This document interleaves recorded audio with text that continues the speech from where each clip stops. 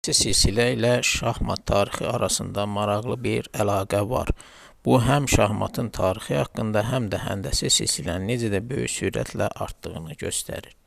Deyilənlərə görə şahmat 3000 il bundan əvvəl Hindistanda ixtira olunub. Bir gün şahmat oyununu ixtira edən Brahman oyunu Hind şahına təqdim edir. Oyundan çox məmnun qalan şah Brahmana deyilir: "Dilə məndən nə diləyirsənsə."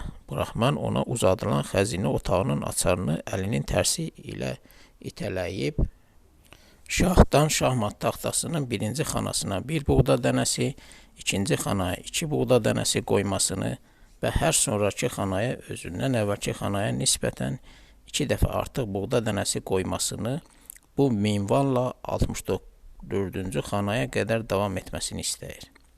"Mənə bu qədər buğda versəniz yetər", deyə Brahman bildirir.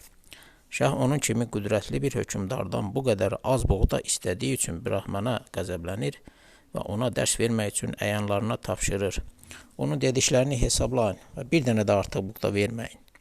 Hesablamaya başlayanda ilk xanalar rahat gedir.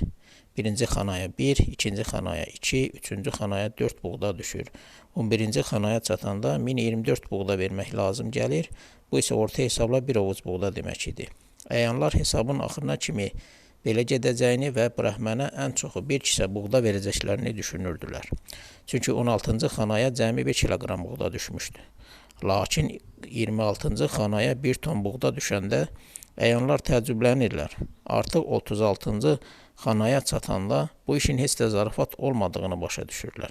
Çünki onların Brahmana verməli olduqları buğdanın miqdarı 62 ton idi. 46-cı xanaya çatanda şahın verməli olduğu buğda miqdarı 1 milyon ton təşkil edirdi. Hesablamaların sonunda, yəni 64-cü xanada Brahmana veriləcək buğda miqdarının bugünkü rəqəmlərlə dünyanın 1500 illik buğda istehsalına bərabər olduğu məlum oldu. Beləliklə şah Brahmanı təbrik edir və elmin gücünə heyran olduğunu bildirir.